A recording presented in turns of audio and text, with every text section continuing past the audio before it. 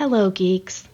My name is Heather, and I have add-on-itis, the nearly uncontrollable urge to add DVC points to my membership.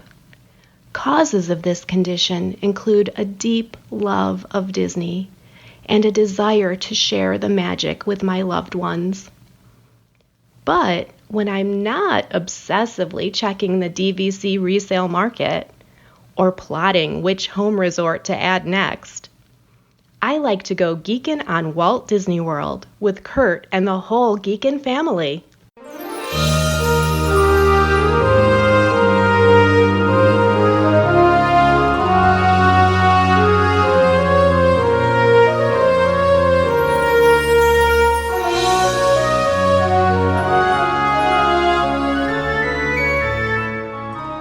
Are you ready for a fun-filled hour of food favorites, resort hopping, and hanging out with Disney World geeks? It's now time to go geekin' on Walt Disney World. Here's our dad and co-host. Hollywood was impressed with his performance in crowd scenes at the Indiana Jones stunt show. He never misses an 11 a.m. margarita at the Mexican Pavilion. And Mike Wazowski is still raving about his performance as that guy over at Monsters, Inc. Laugh Floor. Ladies and gentlemen, please welcome Curtis Stone. Hey, Disney World geeks. This week, Lindsay, Holly, and I give advice for taking and enjoying Disney World with a creative and artistic person and our favorite top 5 characters inside of an attraction on episode 269 of the Geekin' on Walt Disney World podcast. I am your Geekin' Family Podfather, Curtis Stone, and we are the family-friendly father-daughter podcast, also featuring Mama, Auntie Judy, Soul Sister Holly, cousins Jen and EJ, and our Geekin' family will feed your passion for Walt Disney World by sharing our experiences and opinions, as well as others from our community of passionate Walt Disney World geeks. I'm so excited you're here with us listening to our show because I know geeky Disney people are awesome and we consider you family, part of our Geekin' family. Join us every Monday as we share travel tips, resort reviews, and lots of food talk through our live trip reports, interviews with our Geekin' family members about their trips, and special guest roundtables on fun Disney World topics from Geekin' family members all around the world. And we take pride in the awesome and positive community in our Geekin' family, so come join us to share in our love for Walt Disney World and each other, and I bet you'll learn something to try on your next vacation.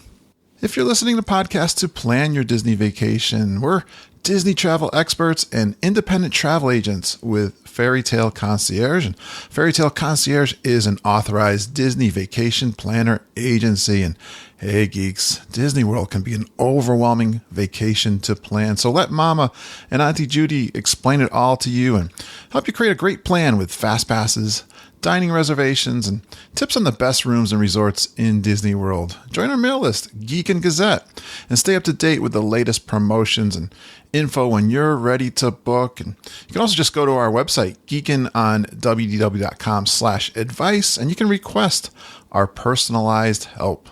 Hey, geeks, as I record this is Friday.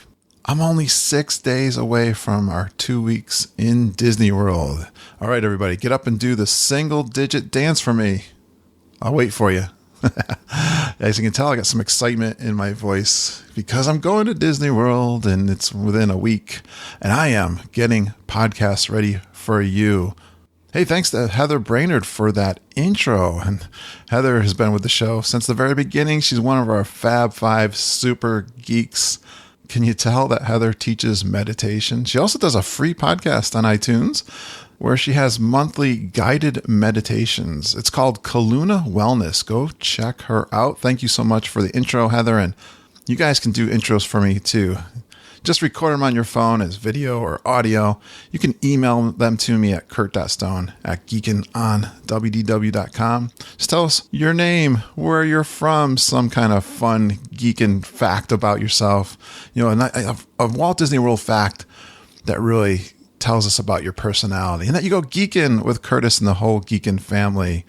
Love that. Great job, Heather. We actually answer something for Heather this week. She's getting ready to go down to Disney World for January. I saw her and met her for the very first time last January. She's going down again. We'll see her and her husband, Rich. And she was wondering, she's bringing down a 21-year-old creative person down to Disney World. She was looking for some tips. So Holly and Lindsay have some great ones for you, Heather. And I hope you all enjoy our advice on the creative things that you can see down at Disney World.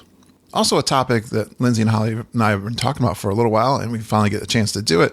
It's our favorite characters inside some specific attractions. And it's a really creative and fun list I believe you're going to enjoy from our gang's perspective. And I hope it'll give you some things to pay attention to on your next trip.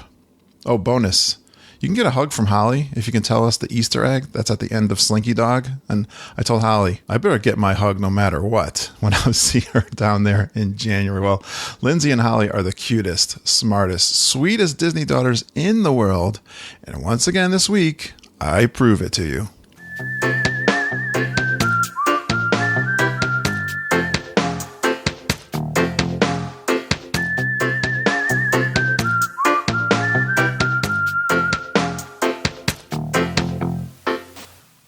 Well, it's the day after Christmas. I've got my charcuterie board because I got lots of food still from Christmas left over. I got a beer. I got some new presents, too. I'll have to mention those that my darling Lindsay was very much a part of helping me get for my Christmas present. And I am excited to talk Disney World with two of my favorite young ladies. Let's bring them on. First, she's been called the best personal tour guide in a Walt Disney World encyclopedia so many times she's lost count. She almost took down the Great Wall in China with her rented electric scooter, and Mom and I were shocked when we saw over $100 of Zebra Dome charges on our Animal Kingdom lodge bill. And her laughing place is on a journey into imagination with Figment. She's the cutest, the smartest, and the sweetest Disney daughter in the world, Lindsay. Hi, geeks. Hey, Lindsay. Merry Christmas. Merry Christmas to you, sweetheart. Did you have a good Christmas? I did. Very nice. Yeah, and I'm so glad you're done with this semester's college courses. Yeah, straight A's. Woohoo! Told you she's the smartest. Great job. I'm getting really excited for your last semester. Ugh, me too. I'm ready to be done with school. It's so cool that you are. Thanks. I got to mention my Christmas presents because I'm using them. I was going to ask for a brand new recorder because the Roland recorder that I use, the 05, actually they stopped producing this one, or it's not available. It's older. Yeah. Can you believe we're getting close? We're going to be celebrating our 5th year in the podcast. Wow. In April. Now, I didn't have this recorder from the very beginning. I think I recorded for a couple of years without it. You did about a year. I used my iPad. You had this one pretty soon, though. I got it for Christmas one year. And anyways, they came out with the 07, which has some more features, which like remote control and some Bluetooth kind of things. But I was like, you know what? I don't need all that. Mine works just fine. But what I do need, or what I'd like, and I was able to get these. I got a tripod now, so it sits up. I've got the USB connection, so I don't have to use the batteries, and that lets me put the light on. So now I can actually see the recording time while I'm recording in this kind of dark office. Not that it's going to make a difference, and you're still going to go over. Yeah, we record as long as we got something interesting to say. And I also have, for when I'm out there in the field recording live in Disney World, a new hat. Yeah, I lost the original foam hat that comes with it. The windscreen. He's in his rebellious teenage years. He's got a mohawk. Yeah. Orange and black. It's a funky looking thing. I'm going to be really noticed when I'm recording there, but I'm excited. I'm actually going to walk around the neighborhood and try this out. It looks like one of those fuzzy poison caterpillars. That's what it looks like. Exactly. Same color, right? Was that like an orange? Yeah, like orange and really black. Furry caterpillars. That's exactly what it looks like. I'm excited. So thank you, sweetheart, she always helps me. She asks me what I want for Christmas, and then she puts an order in with Santa Claus. So I love that I got some great toys to enhance my recordings. Well, let's bring on our favorite listener, guest, co-host. Part of the royal Part family. of the family. Part of the royal family, right? She's a princess in her own right, isn't she? Yes, she is. Well, she deeply misses seeing the Dreamfinder character walking around Epcot. Lindsay, we're going to be talking about characters this episode. Anyway, so that's great. She's been known to stalk the Streetmosphere characters in Hollywood studios, and she's rope dropped the Daily Poutine in Disney Springs. She's one of the sweetest, cutest, smartest, geekiest members of the Geekin family. Please give a warm welcome to Geekin royalty, super geeker Holly Burcase. Feliz Navidad, family. Was that French? Spanish. Oh. How many times have you heard that song this Christmas? Yeah, right. We actually, Lindsay and I, Holly knows this, but we do puppet shows, and it's been something we've been doing for 14 years. That's on our pre-show playlist. Yeah, it's exactly. I heard that song every time. We did at least 10 shows We for did 12 shows. Oh, is that what it was? All right. Yeah. So we go for the last 3 weekends. We've been touring the nursing homes of Northwest Connecticut and performing those shows, which is a great ministry that we absolutely love doing. Actually, we're kind of resting now. You can look us up on YouTube. Yeah. This year will be up We're probably called end of the year. Puppitude. Holly, how was your Christmas? It was very busy, very full of family, which, is always a blessing. And the extra blessing is when they leave and you have your house to yourself again. Sure. But no, it was very nice. It's usually just my in-laws and my parents. And for those of you who may or may not know, I am very Italian. If you've ever met me and you saw me talk, I'm doing it right now. You saw me talk with my hands. You probably said, yeah, she's Italian. But our big tradition comes from my father's side of the family, which is on Christmas Eve.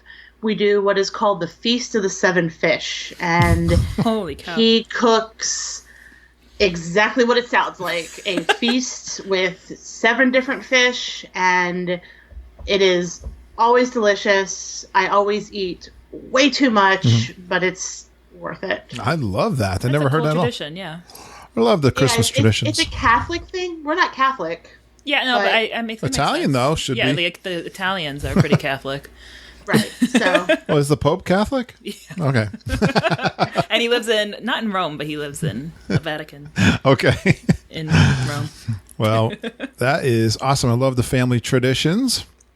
And we've got a tradition of recording podcasts during holiday breaks. I recorded actually one this morning with a listener, which was awesome. And I am excited. Lindsay kept saying, we were out doing our puppet shows. She goes, did you talk to Holly? Did you ask Holly if we're going to record next week? And I kept saying, not yet, I will. And not until this morning did I contact Holly. And so Thankfully, she wasn't too busy. I know. I'm so awesome. She's always ready to record. And we actually had a topic that we want to do that we've been talking about doing, which is characters that have instances in the park. Instances of characters. Instances of characters in the parks. So we're excited to bring that topic. We're going to do our top 5 from each of us. And then we'd love to go out to our audience and ask them if they have something they'd like us to discuss. Now, they gave us a whole bunch. And as usual. And we'll try to get to them because they were some great ideas. Yeah. This one is kind of timely because our good friend Heather Brainerd told me that in a month, actually, I'm so excited to get to see her when I'm there this month coming up here in January, but she's got a 21-year-old, was it a niece that she's going to be there with, and says that she's artsy. Is that the right term? Yeah. She likes creative. Yeah, that's a better term. Creative kind of person, like my daughters here that are with me today. They love that part. So I thought that'd be a great topic for them to cover. So Heather, we're going to cover your topic and we'll get to the others on another recording. And we're going to do like 3 of those each. Yeah. Sound good? Give or take. sounds great. Everyone's prepared? I got a little bit more than that, but I know we tend to take each other's. So. Yeah, we always have to come prepared to be stolen one of those. So we're going to talk about the characters. I thought we were going to do Heather's first. Oh, I'm sorry. Yes, you're right. We're going to do Heather's. So if you're going down there with someone, actually she hasn't been there since she was 2 years old. So we can give advice on if you're taking someone who's in that kind of creatively teen, 21. inclined, that sort of thing. Yeah. What? So Holly, It's basically like her first trip because really, how much does she remember from 2? And Absolutely. it's so different too. It's so different at different ages that the kids go down. She's not a kid anymore at 21, but so Holly, Yes. what you think? What's your We're going to do 3 each. What's your first one? Well, I'm going to go with the, obvious. I'm not stealing yours, Kurt. But you should be, I don't know the exact dates, but it should be when the International Festival of the Arts is going on. Yes, it should. Right. And if you go to artfulepcot.com, they have a whole list of seminars that will be going on during this event. And some of them are free with your admission, and some of them are a fee anywhere from $40 to $300 because that's how Disney is. But there's if there's anything that you can line up with your trip that sounds interesting to her, I would take advantage, especially the free ones. I was looking at a list, and there's a whole bunch. There's photography, taking pictures around the parks. There's stuff about animatronics and how they work and the art of how they animate them. Oh, cool. There's some stuff about makeup, stuff about eating, stuff about music. And even watermelon carving. I think it's really, really neat. I'm trying to maneuver a way to get down there with Peter because he's very artistically inclined. He loves to draw. He got one of those, I know the brand is bamboo, but it's not a bamboo, a tablet that you can draw on, and it's in your computer. Yeah. So he loves doing that, and I think it would be kind of a nice little plus, especially if at 21, if someone hasn't been to Disney in a while, they might be a little about, the quote-unquote kid aspect. So if you could do something that would bring Disney and her interests together like that, that might be kind of cool. Yeah, last time I went, I was able to stand in on a seminar. They were doing cell animation for the classic Disney movies, and talk to some of the artists who actually do that kind of work. And it was just in the Beer Works, that the Odyssey. Yeah, that little theater or convention space there, and that was very interesting. Something I had no idea what it was, but knowing something creative. It was something creative that you could just kind of listen into. It was. They had Mary Blair's art on display. That was cool. I think it's the same place. That time, yeah, it was in the Odyssey building. I was going to mention also Holly, and I love this. I'm so upset they took it away from Hollywood Studios, which was to draw a character, and they have that now. In the Odyssey building, they had that draw a character with a Disney artist. But be aware, you got to get there probably early because I wanted to do it and I wasn't able to. I just didn't get there early enough to get it. So if you're going to one of those free ones, you probably got to wait in line, I think, maybe. Yeah, the early. Free ones are first come, first serve. So that's kind of the way is okay, if there's a free one that sounds really good, how much time do you want to devote to waiting versus maybe a paid one that sounds good where you're guaranteed a seat? The art festival is absolutely fantastic. I'm so glad she's going. It was the first thing we asked Mom, and we were down in the kitchen. She goes, "Oh, go to the art festival." I said, "I didn't even look at when she's going. Let me see when she's going." It's a good suggestion, but you got to make sure that you're there at the right time. You got to be there. The festivals are fantastic, and adding of the art festival, I think, was one of the duh moments that Disney should had, because to have all the art on display to purchase, so bring some money if you want to purchase some Disney art, and talk to. I think, Lindsay, that's a great idea. You could always, the artists are actually in the booths too. We've met them. I've gotten signatures from quite a few of them. Yeah. A lot of them sell, if you don't have money to blow on a huge poster or painting, a lot of them sell postcards that you can get signed by the artists. Remember in front of the fountain, they had an artist there who was creating art to music and going really fast, and you can't tell what it is. I don't gonna give a secret too, but watch the presentations like that are free. Everyone's standing there watching. It's kind of like watching. There's Usually some musical bands or something. A lot of bands and stuff too. There's different kinds of bands. There's a lot of high school bands will play. Yeah, that sort of thing. It's really so neat. I would plan a lot of time at Epcot for her while she's there, especially for the art festival. For sure. And she's 21. They also have signature drinks. Special drinks. That was always exciting, Lindsay, when you were turned 21 to go to Disney World, because you never had a chance to have. Yeah, pace yourself. Bring your license. Yeah, exactly. All right, Lindsay, great one. Holly, I'm looking at my list. Mine are pretty much all performance based. That's perfect. Because I think that's when I think of creativity and art. That's kind of what I gravitate towards. Well, I love how you guys, both you and Holly, always comment really creatively to the performances. So I'm trying to pick one. I actually have 4 on my list. But, all right, let's hear one.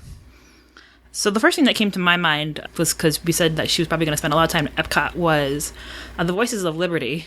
Nice one. Who are by far the most phenomenal singing group you can find on Disney property. Yes. And they curate that for a reason. They're supposed to be like the best of the best there. They have groupies, I think. Oh, yeah, they definitely do. People will stay back and talk to them for a long time. But it's a group of, I think they go up to like 12 or so, and I've seen them even down to 8 people, individuals, right, who sing classic American folk music. Yep. And it's all a cappella. Right. And they usually will tell a little bit of a story, so a story behind the songs.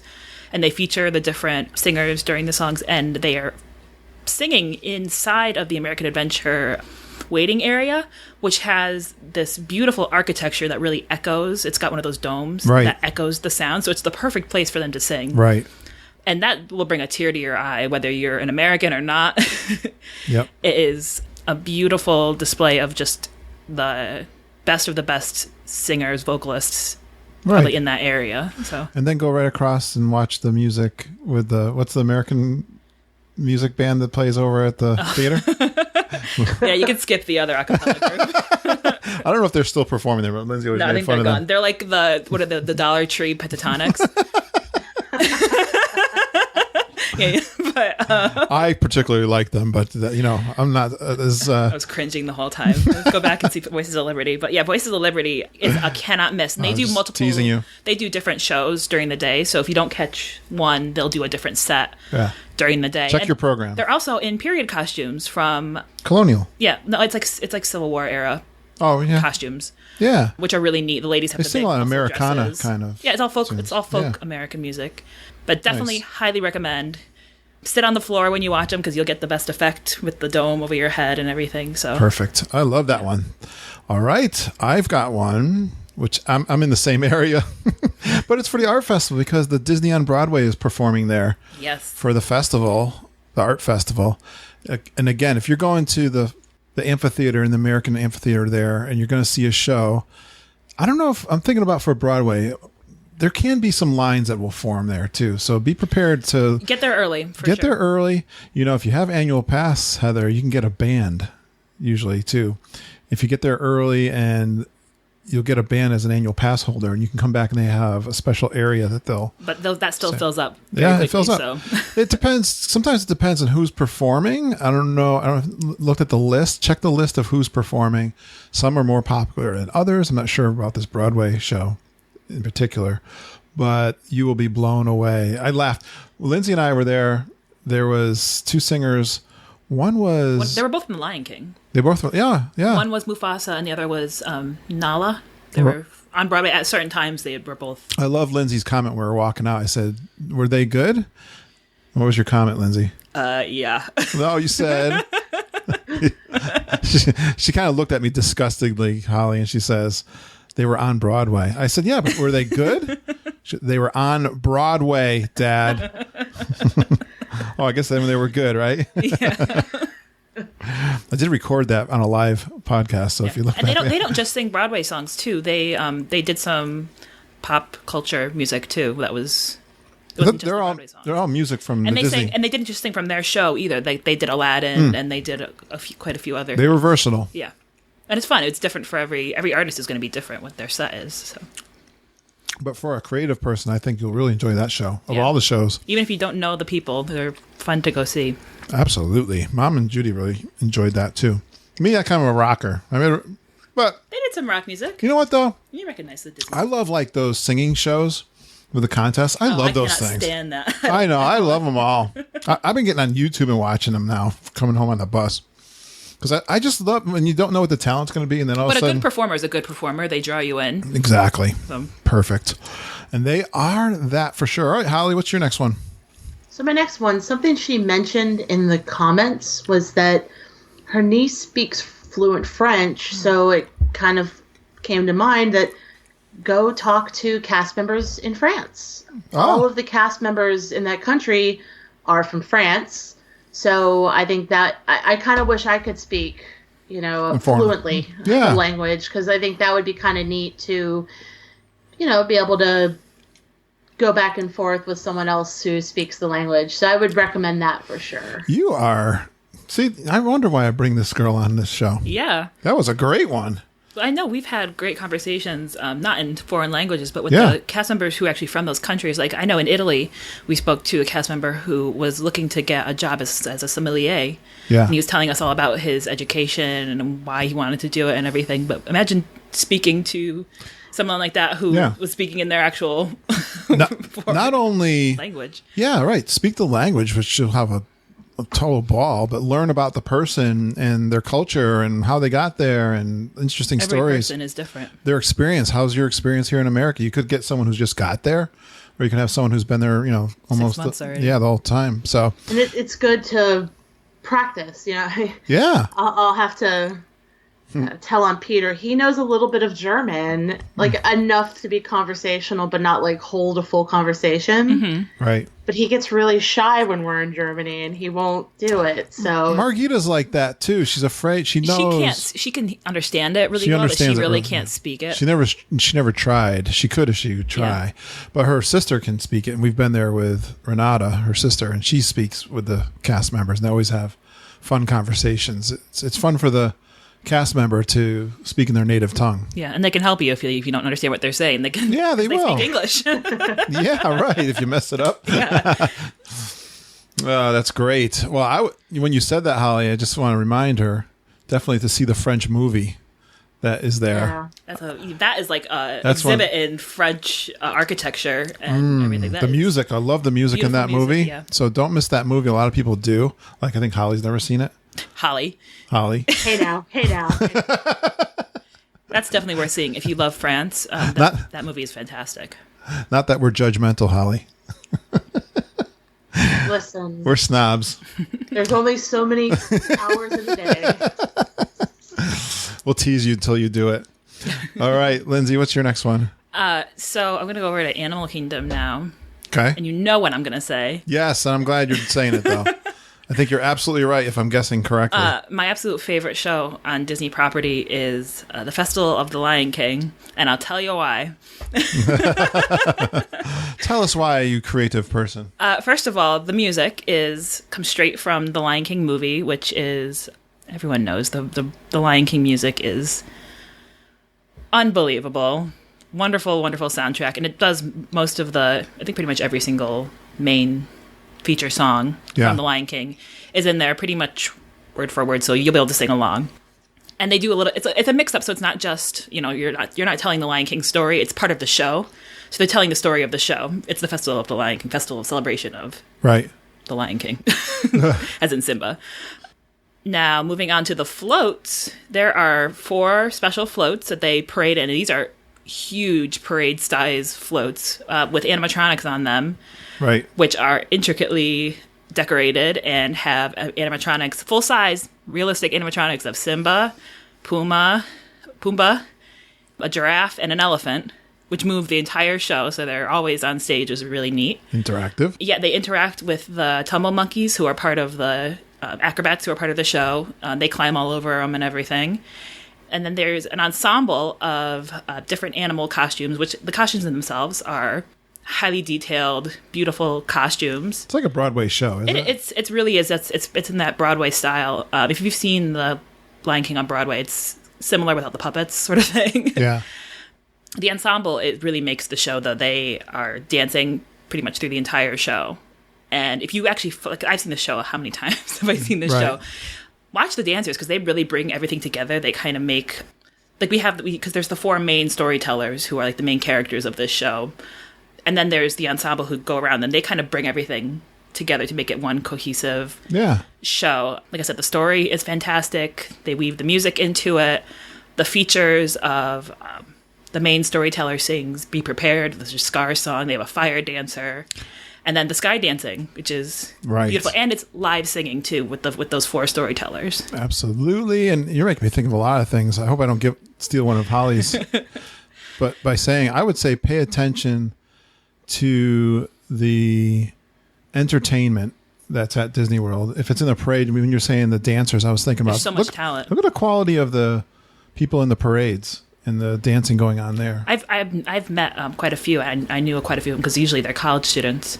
Yeah. They work hard, man. That is not easy. A lot of them are costumed, especially the ladies. Yeah. They are costumed heavily, and they have to keep that energy up the whole performance. I got to tell you, I forget your opinion. I think I know, but what about, you're at the Animal Kingdom, you got to see the Nemo show too. Oh, the singing in the Nemo show is actually better than the Festival of Lion King, to be honest. But it's also really a great show. So don't miss those two shows. And they do puppetry, and there's puppetry in the I would say show. Definitely don't miss those two shows. Really cool. All right. Can I do one more little? Yeah, sure. I had one that was like in line with the All right. Animal Kingdom. Yep, add that in there. Go see Expedition Everest, because the collection of art and artifacts from get in the queue. Yeah, I'm mainly talking about the queue, because the artifacts that the Imagineers collected are really amazing, and just the amount of stuff that they collected. The detail to that whole ride is absolutely amazing. It's all authentic from what is that area? Nepal. Nepal. It's all authentic from Nepal. That's right. I know a lot of the things in part of the queue have little note cards that you can read where they were collected, why they were collected, that sort of thing. Heather's really a smart traveler to Disney World, and I'm sure she knows a lot of the inside stories that she can explain to her. But I think that's really a gem in Animal Kingdom. That whole area is really, really neat. The Yeti. The myth of the Yeti. Oh, that was a spammer. Yeah. Good ones. Definitely go see Expedition Everest. That was just a little side. Perfect. Oh, is it my turn now? Yes, it's your turn. This one, I think if she's a creative person, she's looking to go, she's in school. Like my son, Harry, went to art school at the Massachusetts College of Art. I'll never forget. This is one of those family moments that we had. It was just Ben, my younger son, Ben, and Lindsay's in the middle, and my older son, Harry. And he was in college, I think, at the time when we went. But this is over at Hollywood Studios, and I'm talking about the one man's dream. Talk about museums, like Lindsay was just talking about. Spend some time in one man's dream. Really get to know and understand how Walt Disney created this place that's so amazing that you have just, or you're in the middle of experiencing. And especially watch the film. I can remember when we came out, it's spoken or told in Walt's own voice, mostly from interviews, rare interviews with Walt Disney himself, talking about his brother Roy, what it took to, build his career, and also about Disneyland and Disney World and all that. So when we walked out of there, I think Harry was looked over to me and just said, that is really inspiring. So I think Walt Disney's career is extremely inspiring for any creative person. So definitely don't miss that, because I'm sure a lot of people do. Yeah, that is like the definition of a creative person who followed their dreams and made them a reality. And that you couldn't have had that without that creative. Yeah, and have that thought as you're going through the parks. Remember what it took to put all that together. So, and it's not just his creativity sparked the creativity of hundreds of thousands of others. Yeah, exactly. All right, Holly, what's your next one? Okay, so for my last one, because we said we're going to do 3. Yes, correct. Sorry, Holly. I snuck one in. We usually put a little bonus ones in there. Yeah. Well, I have, but you guys never stole it, so we're good. Oh, good. At Magic Kingdom, because I know I was very Epcot focused, because, Epcot's the best. But you're not wrong. Magic Kingdom, the trolley show, and the Dapper Dance. Yes. I think are really great, interesting, very Disney entertainment that every time I see them, I stop. Yep. I record them. The trolley show is just the cutest thing ever. And of course the Dapper Dans are so talented. And yeah, that's kind of my big recommendation. The trolley show, tell me the difference between that and the Dapper Dans. So the trolley show is 6 performers. 6? Wait, 2, 4. Maybe 8. I think there's 4. There's 4 couples. Okay, so yeah, both sides. It goes down Main Street a little bit, stops, and they do a song and dance show. They're lip syncing, but they do a dance, and it's seasonal. Yes. So they have a spring trolley show, they have a winter, a fall, and a summer. It's just adorable. It's like just the cutest thing ever. And then the Dapper Dans is 4 guys doing a barbershop quartet, a cappella, Main Street themed little singing show. I usually see them closer to the front of the park by the railroad, but I know sometimes, I guess probably depending on how busy the park is and all that, they might be a little farther down. Yeah, I've seen them in the middle a couple times, so it definitely depends on the traffic. But yeah, you can hear, now they mic the Dapper Dans, you can hear them when you get on Main Street. But yeah, I think they're just such fun little details, and for anybody who enjoys performance or singing or dancing, I love watching it because, for me, and I don't know, Lindsay might attest to this, but when you are somebody who is familiar with the amount of work that goes into this kind of stuff, it's fun to watch people perform and have that higher appreciation of, I know how many hours of rehearsal this was. I know how many, broken character shoes they probably went through. They're entertaining no matter what, but if you're somebody who's performancely minded, I don't know if performancely is a word, it is now. Yeah. We just made it up. Then I think stuff like that, pretty much to me, any of the performances I see across the parks, I'm always just in awe of those performers because, they didn't wake up that morning, put on their Sunday best and tap down Main Street. Well, I'm going to give you a chance to do a bonus because I was thinking about jokes that they do. But in your intro, we talk about Streamosphere, and you've got some that they're some of the best. There's some that appear actually in Magic Kingdom. That if you come across one of the characters, the residents, the residents of Main Street, they're called, right? The suffragette, the mayor, the firehouse chief. Yeah, make sure you interact with them, right? Yeah, I do believe the mayor retired. I think you might be right. Okay. You're the fire chief. I know that Scoop moved on as well, but I believe some of the suffragettes and the fire chief are there from time to time. Right. Tell the suffragettes how excited you are that women are now voting. Allowed to vote. Got the vote. They're in period. It's always fun to interact with any of that where the improv element is there, and especially the studios where it's all improv. They are incredible. Watching them come up with some things off the cuff is brilliant. And if you can interact with them and get part of and be in the show, I highly recommend it because I had the opportunity. I look for it. Holly and I were there at the Brown Derby. I was talking with someone. She didn't realize we were outside sitting at the lounge. Paige Turner came in, which I think is your favorite, Holly. They're all my favorite. You said that. She loves all of them. There you go. Use that line. You're my favorite. Yeah, exactly. You get the best out of them. I will say I do have a tiny crush on Stone Granite, but as well you should. All right, good one, Holly. So there's a couple. You did a bonus. Lindsay. Okay, my last one. I didn't put these in any particular order. No, we didn't.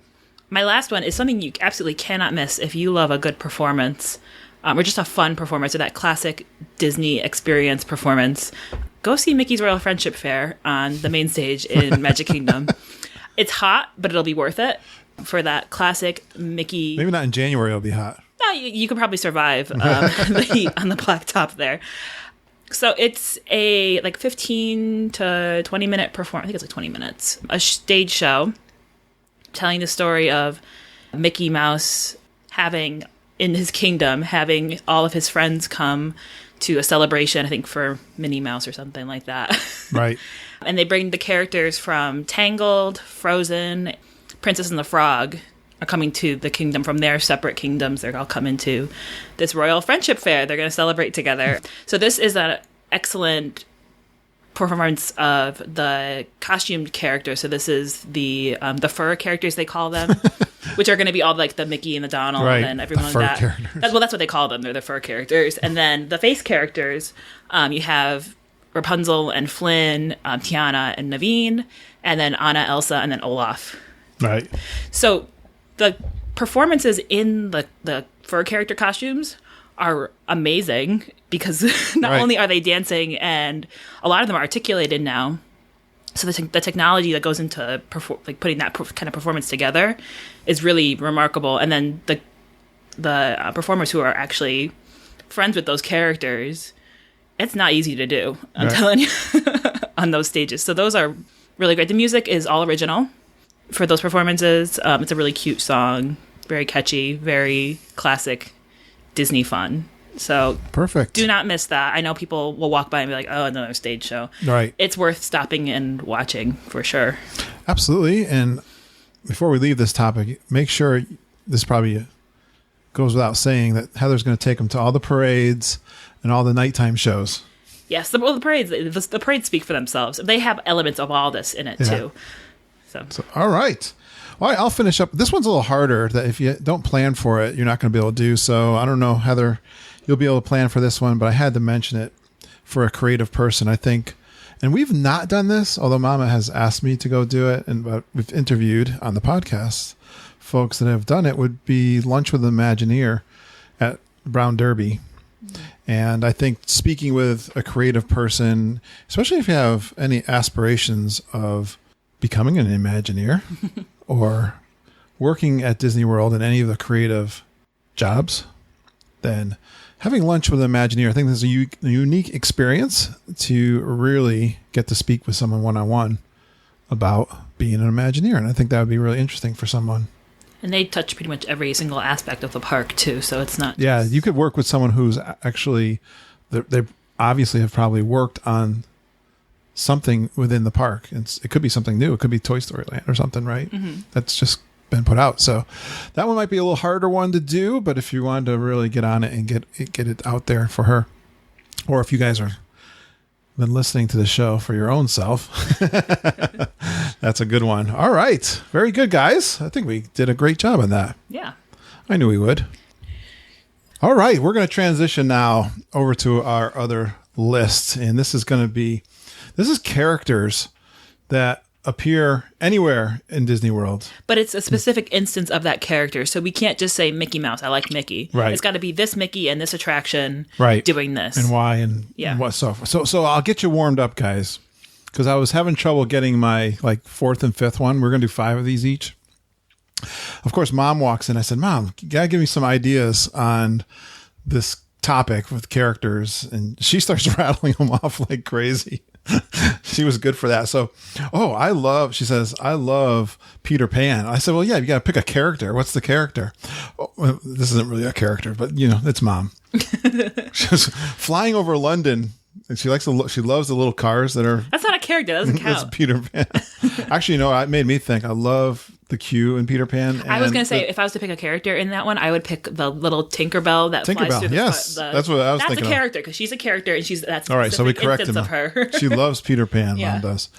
This is her rest are very good. Ursula, she likes Ursula in Little Mermaid in the new Fantasyland. Isn't that so amazing? And she likes animatronic. She especially said she likes the snakes or the eels. She told me their names. Flotsam and Jetsam. Yeah, how did you know that? How can you not know that?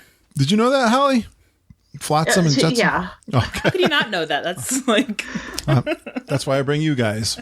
It says their names on it, doesn't it? Yeah, above their little hidey hole. Of course, Mom loves the Haunted Mansion, and her first one up from Haunted Mansion was Little Leota at the end of the ride. Now, who is Little Leota? Tell your fans. Tell the adoring That's when fans. you're finishing up, and she's got a really creepy voice. Hurry back. Yeah, like that. She is really creepy. Be sure to bring your death certificate. That's little Leota. Yeah.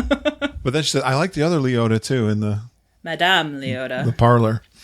She likes that. She loves the bouncing Tigger in the Pooh ride. I was like, I love that one too. Oh, he makes me nauseous. Actually, Pooh is really cool in that one. I like when Pooh is in the dream sequence. I don't know how they do that. When they make him, that's just the same illusion that you see in Haunted Mansion with the glass. It's the same illusion. Pepper's ghost? Yeah. Yeah. Well, see, you just gave it away now. Oh, the magic's gone. The magic's gone. Her last one she rattled off, and I had to cut her off because I had to come record. But this is a great one too, and this is great for this topic. We're trying to pick some things that are a little obscure, I guess.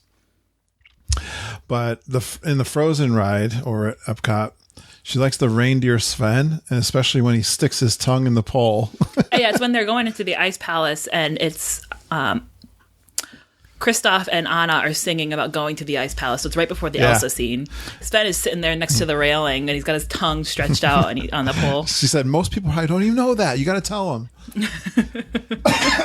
So that's great.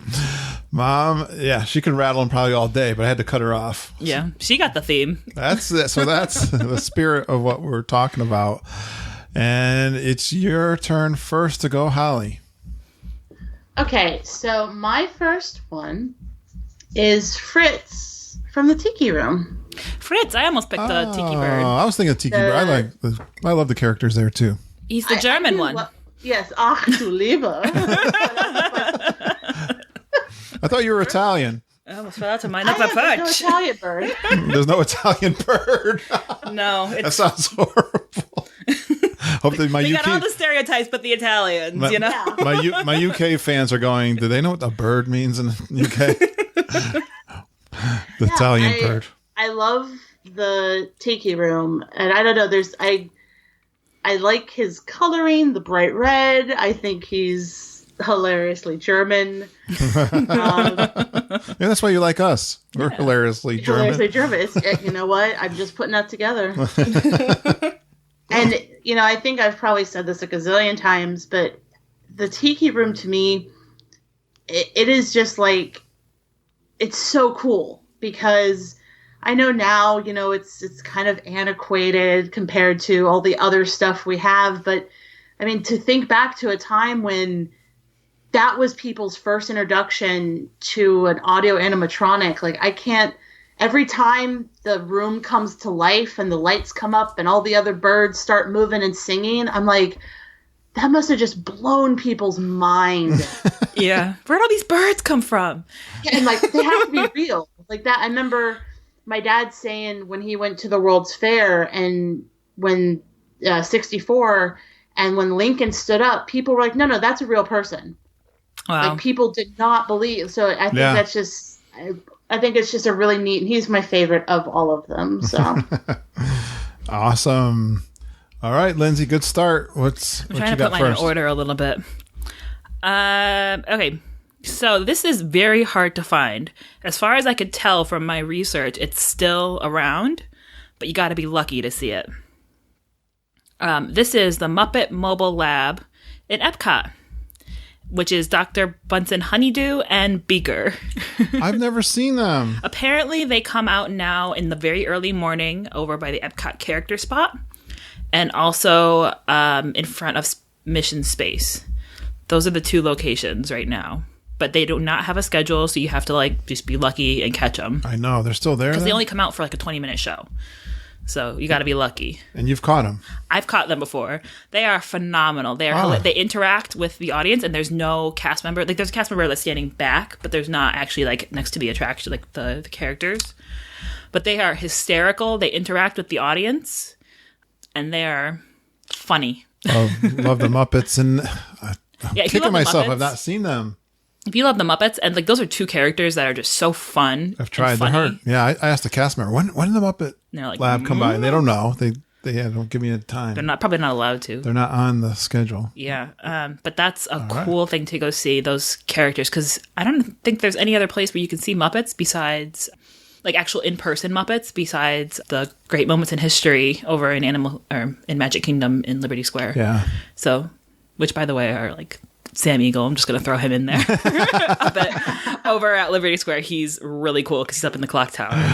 Yes, that is a great. And I love like anything with puppets. Like that's a cool puppet. Yeah, he's a cool puppet. But yeah, definitely go see if you can get a chance. I love nice one, Dr. Buns and Honeydew. I didn't expect that one. You guys are surprising me already. All right, well, my favorite ride is Splash Mountain. There's a lot of characters in Splash Mountain that you could go with, right? How did I know you were going to pick this one? I'm taking it first so you don't get me. It's not mine. But you know what? You might not think of this one, but I laugh. I always turn around. I'm like saying this. Do you hear that? Do you hear that? When it's kind of in the beginning of the ride, I think it's before you get in any indoor parts, and you can't see this character. There are the birdhouses that are outside, and the little birds are singing very high pitched. Yeah. And so I think it's when you're first introduced to the song. Yes, it's when right after that first little drop. So you go up around the briar patch, you go up through the little like the little shed, right? And around the back, you have the birdhouse hanging over, right? The ride, and they're singing the laughing place and they're singing all the songs. Yeah, they're singing all the songs, but it's got that really high pitched song. It's the little bird tweedle, and you can't see them because they're inside the birdhouses. Yeah. So that is as long as their speaker's working. It's not crackling. Yeah, well, there is that, but. Yeah, sometimes go see them when they're refurbed in February. There is a chance when you do Splash Mountain, although it's been really good the times I've been this past year, where the water's working. It's not going to be open in January. No, we won't really. Yeah, it's usually shut down. Usually closed in January. And I have to mention, and Mom threw this out quick. It was one of hers. Is the hidden gopher, the FSU gopher? Splash Mountain has a couple of them because they got the FSU and then they have the worm with the hat. I figured that would be on your list. It's not on my list because I said it so many times, but the worm with the hat. The worm with the hat on the end of the fishing pole. And the FSU. And the FSU gopher, which is right before you go into the briar patch. That's what I thought yours was going to be. He wasn't working last time, so I was really disappointed. See, when your favorite character... You can see his hat. But doesn't work. That's disappointing. They didn't pop out the last time I rode it, and I was like, oh. Yeah, see? That's... Yeah. So, and Mr. Bluebird was not working at the end, but I've seen him busted quite a few times. Oh, okay. I think Mr. Bluebird's permanently on. Oh no! I think my favorite thing of the Splash Mountain that's been broken is one time I went through, and the frog that's got the fishing pole attached to the fishing line attached to his foot. It was just totally ripped off. And then the next day I went to go see him. He was totally took him off the log, and he wasn't in the ride anymore. I like when the fish are jumping. I like the fish that are jumping and splashing. Yeah, too. There's a lot of cute. There's things. a lot. Yeah, but when you're around water, it's like, of course, things are going to get a lot of unique characters in that ride. It's my favorite ride. Yeah. All right, Holly. Okay, so I went ahead and moved them into order. I'm doing from like least, favorite, but like my number one will be my favorite. Anyway. Yeah. All right. So my next one, he doesn't have a name. He's the silent type. We can name him.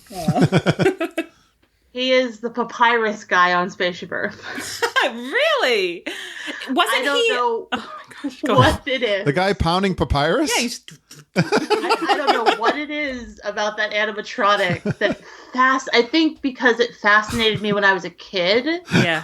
I understand you. And I feel like every time I ride it, the space between the paper gets wider. And his little mallet gets bigger and bigger. This is your own. That's a good one.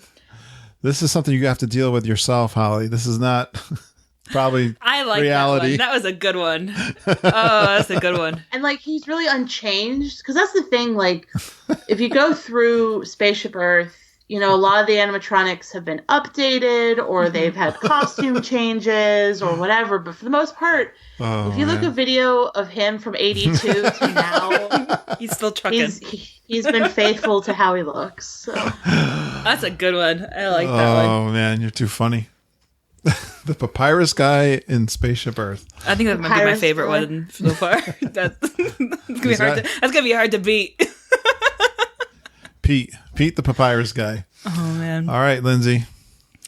Okay, I think we already kind of mentioned this one a little bit, but I love the Disco Yeti.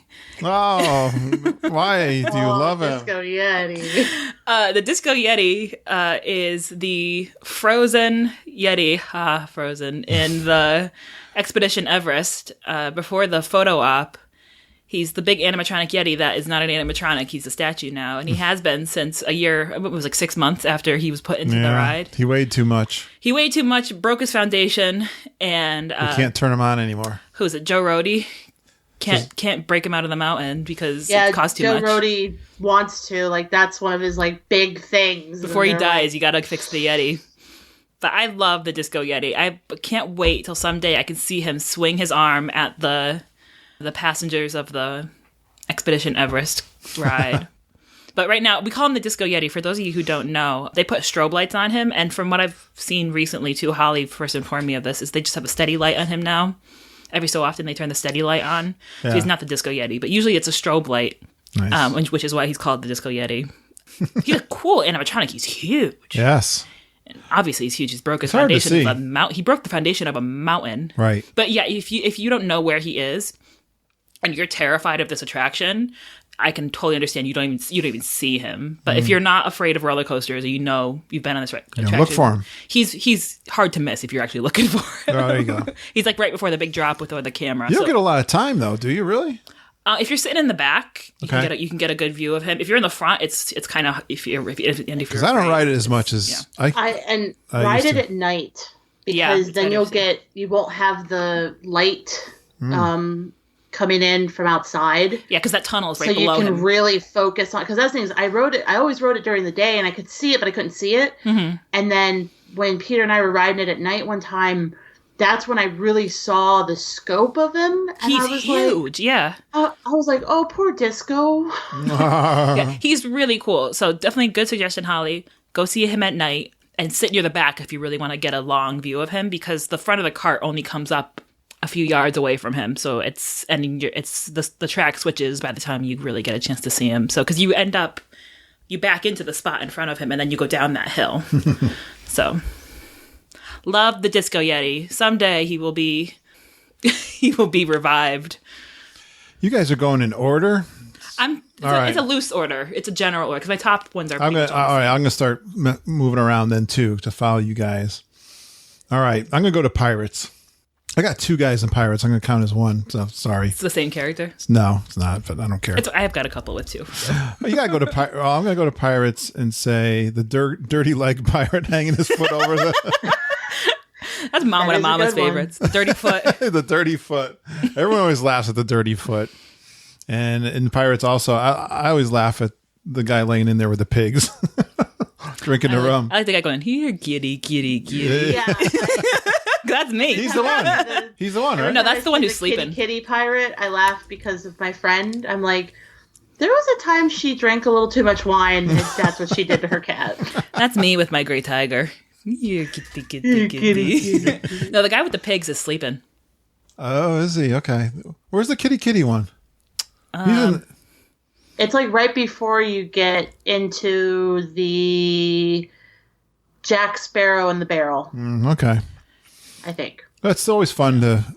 Pirates has got so many good... the barrels, yeah. It's got so many great scenes, actually. There's quite a few drunk pirates in that attraction, if you hadn't it's so realized. inappropriate. Really? Well, if you want to see the same thing, you go to Epcot. There's a bunch of drunks walking around there, too. So. I was about to say, how is it different than peak food and wine? At least the pirates stay where they are. Great point. Good one, Jen. There's Dirty Leg Pirate is one of my favorites. And the drunk, the pig. It was fun when they did the enhancements for Halloween Party. And they had Gunpowder Pete to look for. DJ's True Love. Exactly. Thank you for remembering the name. Cool. I was struggling there for a second. You made it even more fun. Okay, Holly, what's your next one? All right, so my number 3, and this is the only IP that is not quote unquote park original. Okay. But it's because it's a really, really cute, and I really identify with this character, and it's Wheezy at the end of Slinky Dog Dash. I have not seen this, so I have no idea what it is. It's the little penguin. I know who Wheezy is, yeah. Yeah.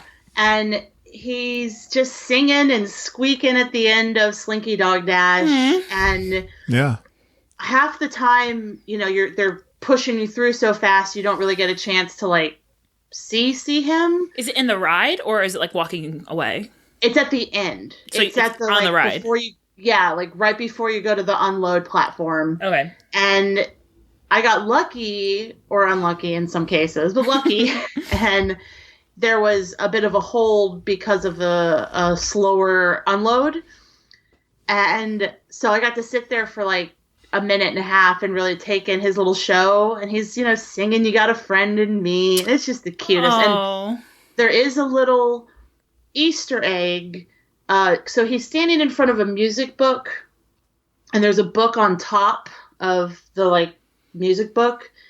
If you look at it, there's a reference to another Pixar shorts. Mm-hmm. And the first geek that can tell me what it is will get a hug. Oh man, now I have to go look it up because I haven't seen it. I think it's such a great animatronic, and I love it. I think it's like I said, I wish you could hold on it for just a couple seconds extra, but I get it. Slinky Dog, they're pushing people through. So yeah. Oh, I can't wait to see in 3 years when I finally get the chance to go back to Disney. Well, by then you'll be able to walk on Slinky Dog. So right, it'll be good. Well, listen, I'm getting a hug whether I guess this or not. It's a bonus hug. Yeah. Oh, I got It's a different hug. I'll pout the whole 2 weeks if I don't get my hug. All right. Excellent. Holly, Lindsay, you're next. All right, we can't talk about characters without going over to the Country Bear Jamboree. I'm in trouble. Don't worry, it's probably not the one. It's probably not the one that you're talking about. Well, maybe it might be Holly's. I'm talking about Trixie, my girl Trixie. Oh, okay, good. No, we're good. We're good so far. But Trixie and her wine. I love Trixie because she's got an adorable costume, her little blue tutu and the blue bow on her head. Yeah. And she sings the song, Tears Will Be the Chaser for her wine. She's got a glass of red wine in her hand. Hello, doll. She's That's a good one. She's gorgeous. I love her. I relate to her. She's my run. It was between her and the bear that I did pick for my next one. Yeah. So, there's a lot of good country bears. So. Oh, no, we're in trouble. Yeah. I love Trixie. Shout out to Trixie. Oh, She's Holly. got a great voice, too. She's a crooner. All right, I'm done. I'm good. I better pick my bear one next then. While we're on the bears then. I picked Big Al. I figured you would. Yeah. Did you pick Big Al? No, I didn't. Okay, we're good. We're all gonna. Woo! We're all gonna pick the country represent bears. for the country bears, man.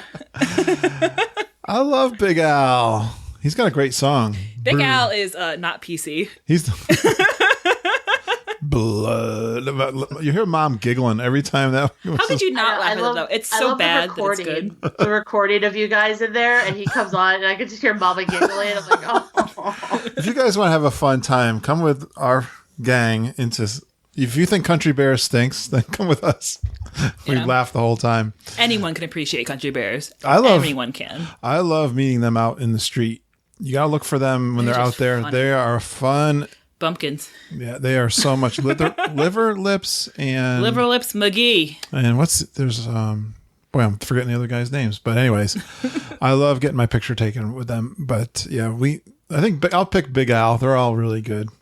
So Big Al is he's got his little banjo or he's got his little guitar. When you were talking too, I was thinking, boy, the guys, the moose on the wall are pretty funny too. Yeah, they're funny. They're good too. I like them. It's such a great show. All right, Holly, which was yours? You want? Well, my number two, my number one bear is Liver Lips. There you go. Which song does he sing? I got a woman.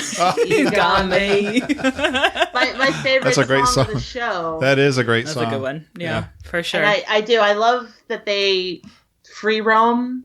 Mm-hmm. It's always fun, and I highly recommend. It's Liver Lips, Big Al, Wendell, and Shaker. Those are the four that roam. He plays the harmonica too, Liver Lips, in the band. Yeah.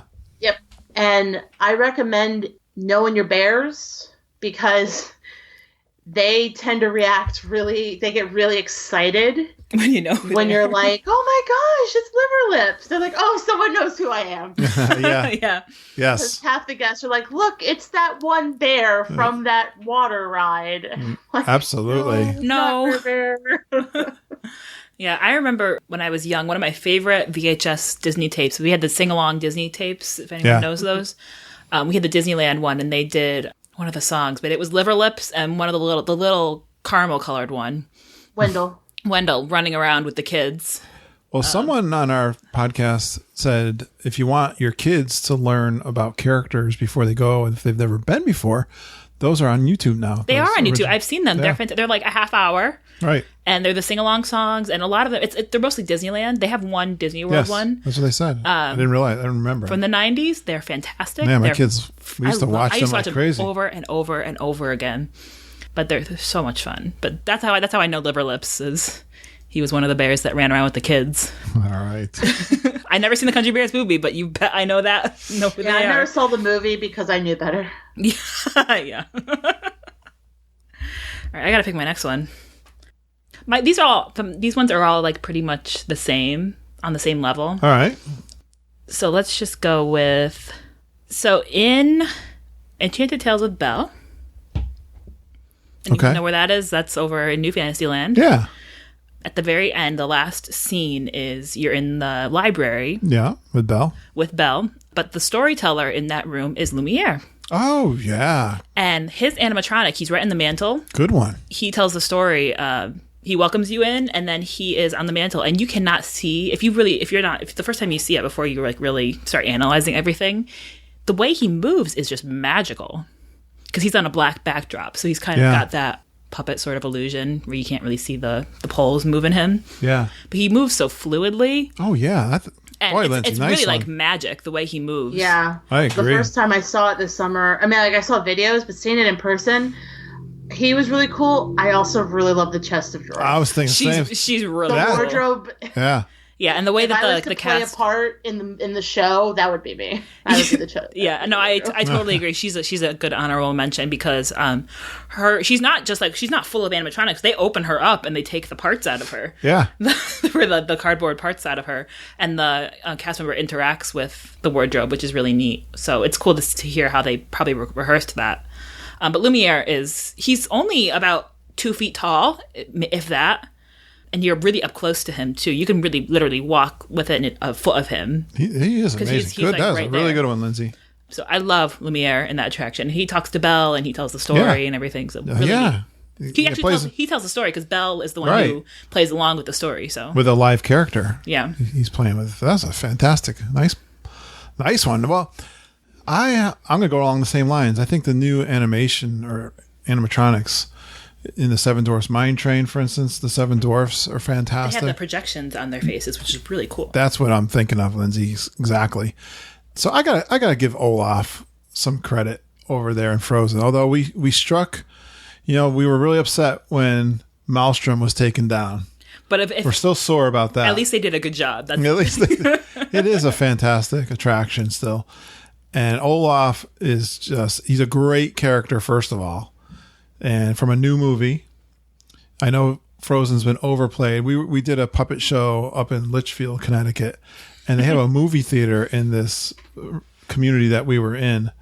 And they were playing Frozen over and over on. And I was like, boy, that Olaf, he's fantastic. he's a great character. Great character. And they knocked it out of the park with that animatronic in that ride. When I think of that one, I think of the first Olaf that you see. It's like the first animatronic Yes. you see, where he's on that top of that little snow So mound. believable, isn't he? The first time we saw it, I was like, holy cow. Yeah. It's like, That wow. was cool. Yeah. The He's Imagineers. not a projection. He's actually a full-on animatronic. The smooth, yeah, very smooth. So technology for these guys is just, boy, Walt Disney would be really excited. And the way he follows the car, too. Yeah, yeah, So the timing, timing. that's involved in that yeah. is really cool. I gotta give credit there. All right, Holly, Good one. thank you. So for my number one, I have two more. he's kind of a rebel. Kind of goes by the beat of his own drum. And he just wants to get that dinosaur.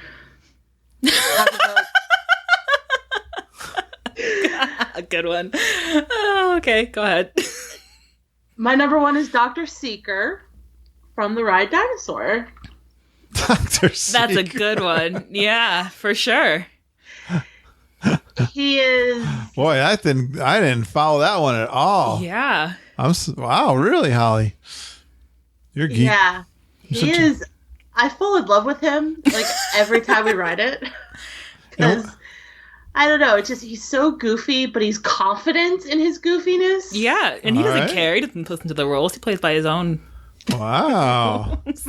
And I mean, come on, how many times in my real life have I said, "We're not gonna make it. We're not gonna make it. We made it." Yeah, you know, the actor that did that, they did a great job with him. He was great. Yeah. In comparison to Flight of Passage, which is a great ride, I don't get that actor at all.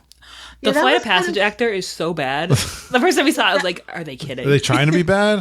I don't know what the stick is there. Yeah.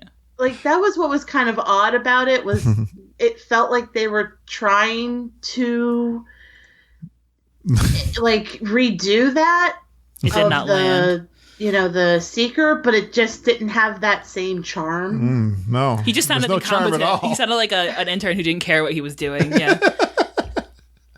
So yeah, Wow. Seeker, you're calling him, huh? Dr. Seeker. Dr. Seeker. Is that his name?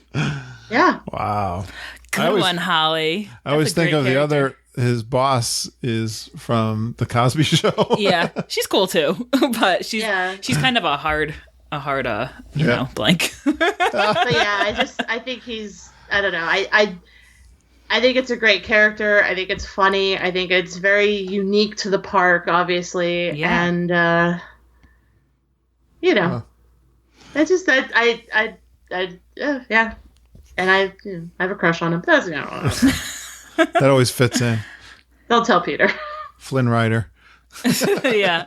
Well, I told you the Flynn Rider was designed by the artists to be like the hottest guy. Oh, wow. They're Really? like, how can we make him was like the dreamboat? On purpose. Yeah, that was on purpose. Wow, I didn't know that. Yeah. If you Makes watch the sense. behind the It scenes. all makes sense now. Yeah. All right, Lindsay, you got I have your... two more. All right, technically four more because like two of them, they both have like We got time. add-ons. Go ahead. Holly, if you think of another one, you could give you a bonus one. Yeah. Okay. I'm going to go with this one because they're actual performers. All right. So everyone knows how I love Fantasmic. How could I not mention characters in Fantasmic? Specifically, Steamboat Willie. You do not see Steamboat Willie anywhere else in the parks except for in Fantasmic when he is driving that giant ferry boat. That's Steamboat Willie. Yeah, he makes such an entrance because that boat comes around the corner in the dark while like all this is singing about dreams and whatever. Comes around the corner, and then when that music sting hits, the fireworks go off. There's a flash firework, and Steamboat Willie comes up and starts driving the boat, and he is driving that boat. I love that. I love how in the Disney movies, when they start, they have a little scene from Steamboat Willie. I don't know. I love that. Yeah, but that is so cool to see him in person driving that huge ferry boat. And then my honorable mention in Fantasmic is Rafiki on his float with his cauldron during the animal on the Lion King scene. Okay. He comes across in one of the rafts in front, and he dances like nothing I've ever seen all the way around there with his arms Very over there, and active, he's got his big staff, Yeah. everything. You don't see Rafiki pretty much anywhere except for the conservation area. Right. This Planet Watch. Yeah, which is so cool. So definitely keep your eye out for Rafiki over there too. But Steamboat Willie, man, that brings a tear to your eye if you know. Did we miss one of yours? Because I have one more. all right, we're gonna go around one more time. It's probably not the one you're thinking of though. So if you're thinking of one, I'm not mentioning Figment because. No, I wasn't thinking of that. All right, I'm gonna give you my character. Okay. Then if we have a bonus one, we'll go around. I have another one anyway. All right, we'll go around one more time. My favorite character, I'm saying for this time that we're talking about it, I'm going with the Vikings in Norway at Epcot. They're new recently. I They're always in the past have- couple of years. I always have fun with them. I get some great pictures with them. Me and Ken got in the boat. They had a imaginary boat, and we were rowing one time. And they're always making fun of you, and They're good guys who are paid to dress up like Vikings and go mess with people. they grunt. I say they don't say any words. They grunt and grunt. One of my favorite pictures I've ever taken at Disney World, and I post it. I mean, actually, my picture that is on Facebook for the profile, I was taking a selfie. How did I do that? But he's in the background of the Vikings. He got in the picture. Totally unscripted, and that worked out that way. But there's one picture. They got one guy who I've seen all the time, the blonde guy, but the guy, the heavier guy, he takes his shield and he holds it out in front of me so you can't see me. So it's a picture of the two Vikings and the shield covering me up. Oh my gosh. They are a lot of fun to interact with. And, that's my thing when I go to Disney World. I am looking to interact. They really mess with you. Characters. So the Vikings are one of my favorite characters. Absolutely. All right, Holly, bonus time. Okay, bonus time. So let's see. Oh, I know. I like the goat with the dynamite from Big Thunder Mountain. Can you elaborate? It's not the five-legged goat in Not the five-legged goat. There's a goat with dynamite in its mouth. Poor thing. Probably not a good thing. On Big Thunder. And actually, for a while, they were trying to... Disney, when I say that, Disney was trying to make him like a character. They did like a whole YouTube thing where he was talking to other animatronics. And it's really weird and surreal. Oh, that's great. But, yeah, I in case you can't tell, I tend to like weird characters in the park. Where is he specifically? Yeah, where can you see give him? Me an idea? I want to say it's during the town scene. So at the very end. Middle. Before the big second up. I haven't been on that ride in a long time because it shakes my brain. Yeah, it's a rough ride. So I don't do it often. Yeah. I'll have to see. I had to go now, but I have to go with you though, so you can actually point it out. Yes. I will. Definitely. Yeah, that's like, I need to go with you because I'm not going to do that one and miss it. Because that's funny. That knocks some years off my life. I do, that was one of the best things to me about, one of the best things about the train was you could really take in the scene, the town flooded scene on the train better than when you're just like zooming through there on Big Thunder. Yeah. But I'm not going to do that for a while, so. All right, Lindsay, I'm dying to hear, because you mentioned one before we started recording, so what's your last one? I don't know. It's definitely not it's definitely not the one you're thinking of then, because I didn't mention it. It's not in Fantasmic? No. Well, then I was because you can mention it. One of her favorite ones, everyone knows this one, is Mickey Mouse in the Fantasmic scene at the end, right? Yeah, Mickey, the Sorcerer Mickey. She knows all the emotions. Sorcerer Mickey, right? Yeah, I just didn't mention it because I thought everyone already knew. But we didn't do any of the obviouses, like Figment. Figment like is one of your favorites, obviously. Those are like... All right, what's the one? Those are the Supremes. I didn't mention those. This is the more little things. So, like I said, these weren't in any order. Sebastian in The Little Mermaid, Journey of the Little Mermaid, his animatronic is so small, like he's probably less than a foot. Oh, Sebastian's the crab. Yeah, the crab. Yeah. He is so cool. So that's not just, so that's in the very, he shows up a few times. Yeah. He's in, I'm going to rank these then. How about that? All right. The first one, he has like 3 animatronics around Ariel when she's singing like her Thingamabob song. Part of your world when she's singing that. So he's in that little cavern. He comes out of like a little treasure chest. He comes out of a helmet. He just pops up quick. He is in the Kiss the Girl scene with the boat. Right. He's on like a little fern, like a little willow, a branch. Yeah. Like a little reed. Lily pad. He's on a reed. He's like leaning over, yeah. which is really cool because you're like, how is he moving? Because all you see him is on this like reed. It's like that's like less than like a centimeter wide. So they must be running all those wires up into him from there, which is really cool. Nice. And he's like reaching over and singing to that because he sings that song. Right. With Kiss the Girl. So, and he's easy to miss because everyone looks straight over at Ariel and Eric on the boat. Right. And he's over in the corner. Nice. And then the best one is when he's conducting Under the Sea in that main big room. He's one of the first things to come around. Room. He's up on the shell. Yeah. He's an awesome animatronic for how big he is. Yeah. Each one of those ones, especially the Kiss the Girl and then the in that main room like that, for right. Under the Sea. That's a cool animatronic man because he's tiny, but he rocks the house because he sings like all the songs. That's a in good Little song Mermaid. too. Yeah. Yeah. So him, and then my little honorable mention for the Journey of the Little Mermaid are the little crabs in the queue. Oh, The little blue crabs. oh, thank you for remembering that. People always They look right by him because sometimes not all the screens work. they get annoyed with us because we sit there and play with the crabs They're all the like, time. walk around, go around. Yeah, just go by us. Playing with the crabs. Why do we play with the crabs, Lindsay? Well, they do work sometimes. You have to get kind of close to them. But they have motion sensors where you tell them if that object matches the pile that they're adding objects onto. Yeah, So you wave to them, and they are so cute. they are wicked cute. Man, I'm so glad you remember that. Man, there's so many things we've probably forgotten in this list. And they're animation, so they're the Pepper's Ghost. They're projected on glass. Okay. So they're part of the scene, but they're animated characters. Yeah, But I love them. don't miss them. I get annoyed with people that.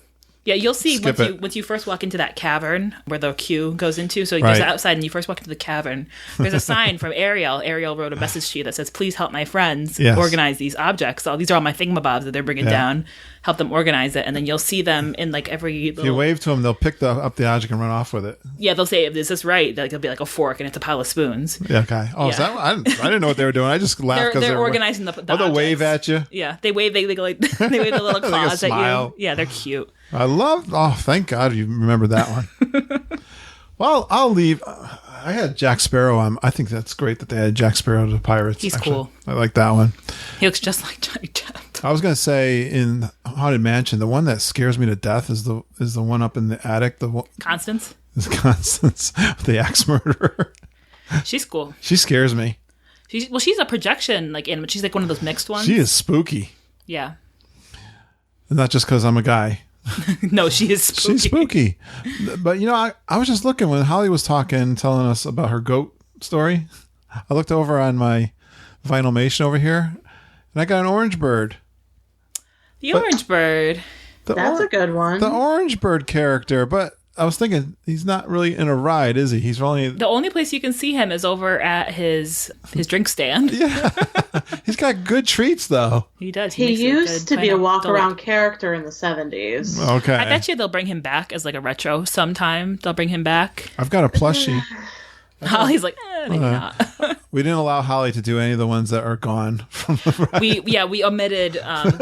She wanted Because to... I wanted to mention Lieutenant Dan from Mission Space. We don't want to be a downer. Yeah. We want people... No, we're in the now. We're in the now. We want you to enjoy the ones that are there. But the orange bird is I love that character, and he's so cute. And I've got a Vinylmation that I really like on my desk here, and I've got a plushie of him. And he makes a fantastic citrus swirl.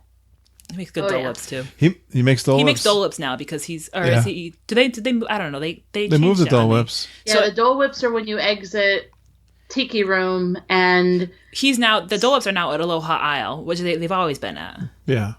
right, So and then what is close the enough. citrus? What's that stand called?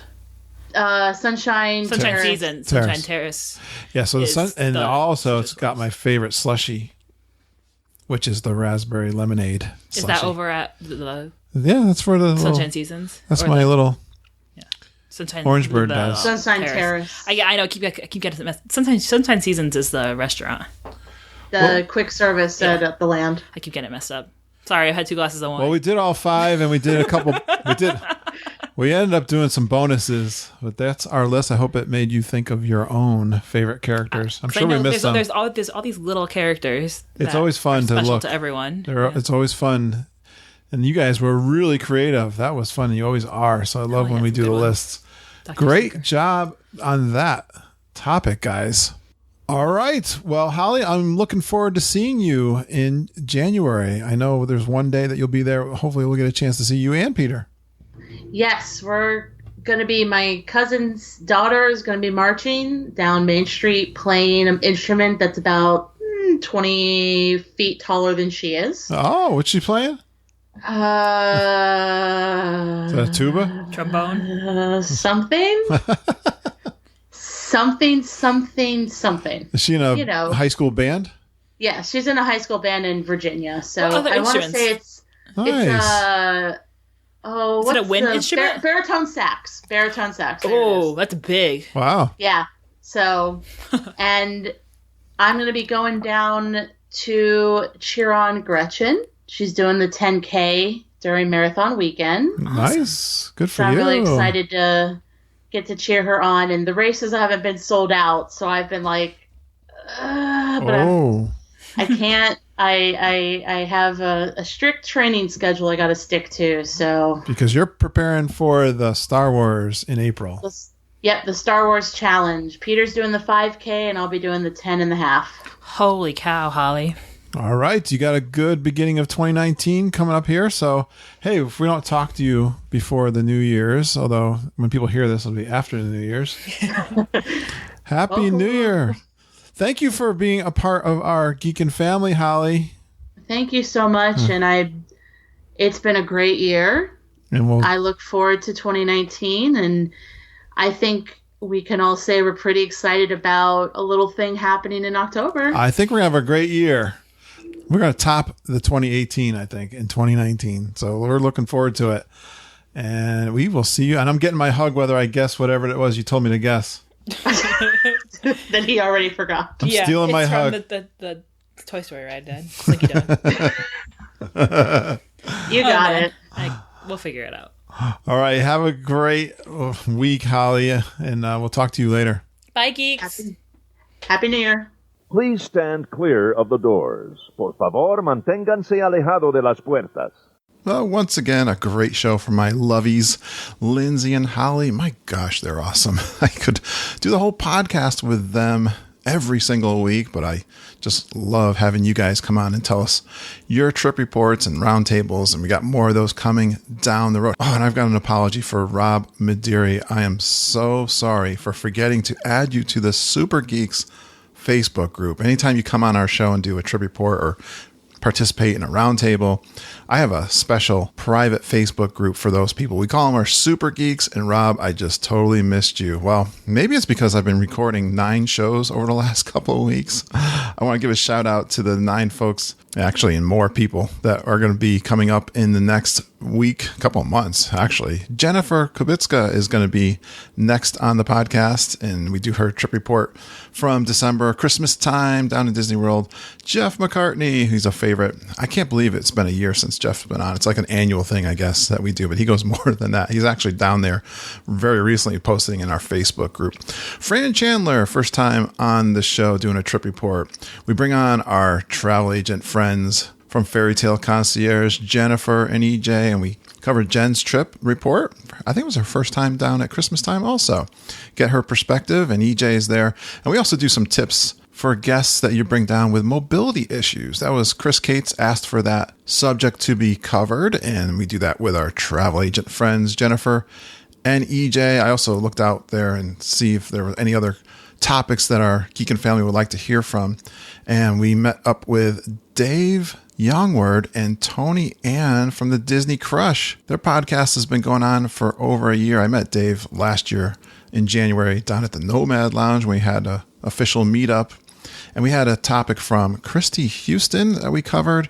And she was wondering about all those extras, those magical enhancements that you could do down in Disney World.